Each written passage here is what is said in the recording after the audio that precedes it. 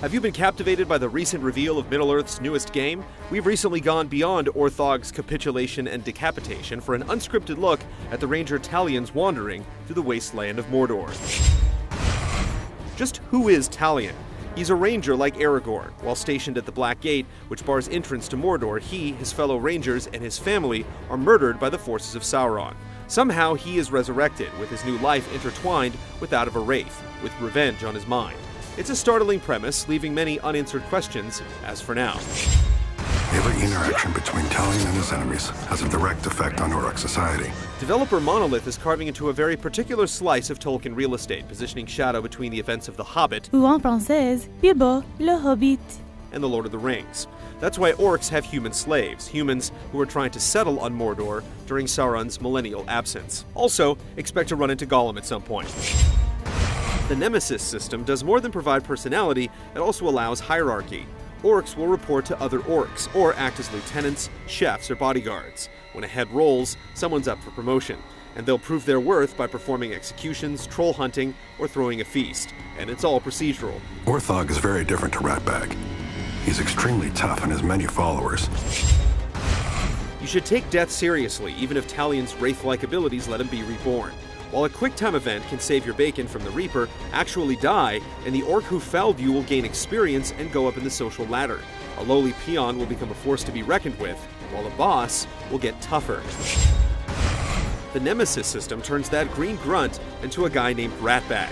Every enemy has a personality, fears, ambitions, weaknesses, and strengths. They might flee if things go badly, sound for reinforcements, or go berserk with rage, and will remember past encounters they've had with you, with accentuating quick dialogue. They'll earn and wear their scars you give them. You burn my face! Talion is both a ranger and a wraith. There are two different skill trees to explore and upgrade, and with no passive buffs, every upgrade will be worth checking out to at least see what it looks like. Rangers fire arrows and stealthily climb crumbling structures, while a wraith can occupy wraith space and use magic. Expect to drain enemies of their life force to keep your powers flowing. We've seen Talion mainly go it alone, with the odds stacked against him. There's a lot of responsive combat like you've seen in Arkham and Assassin's games, but with more combat abilities at your disposal, it's more balanced than simply reacting. We've seen teleporting leaps and icy arrows in the mix. You can also use the environment, like letting loose a caged warg-like beast, or feeding an orc to the flames. While orcs might have their own unique personalities, dreams, and aspirations, they're still orcs. It's possible for internal strife to ripen and orc-on-orc violence to occur, or you can start amassing your own orc army for those tough-to-handle situations. Talion has sway over the orcs, thanks to his wraith powers. He can dominate their will, sending them to assassinate their masters. You can have them gossip about Talion's own legend, inspiring fear among the rank and file. Other options, like sacrifice, have yet to be shown. One particular item we saw again and again was prying information from a hapless victim. This combined a lot of what we saw, first by hunting down specific orcs the developer called squealers. They give up more info, letting us see how the orcs are organized, who works for them, what a specific foe's strengths and weaknesses are, where they might be right now, and what Talion needs to do to draw them out, populating the minimap with missions. Like Bilbo's Sting and Arthur's Excalibur, your own sword will grow in strength and legend as you fell the festering evils.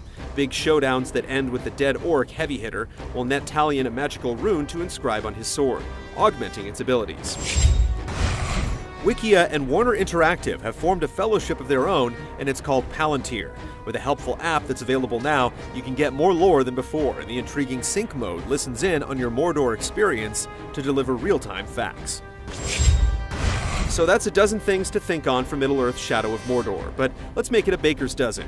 While there have been some concerns by fans over the plot and premise, and while we won't offer anything to directly assuage those worries, the story is under the tutelage of Christian Cantamesa, who was one of the writers on Red Dead Redemption, who has shown a penchant for authentic dialogue and ingenious scenarios. Stay tuned to Game Trailers for more info in the coming months. Run, you filth! And tell your master I am coming!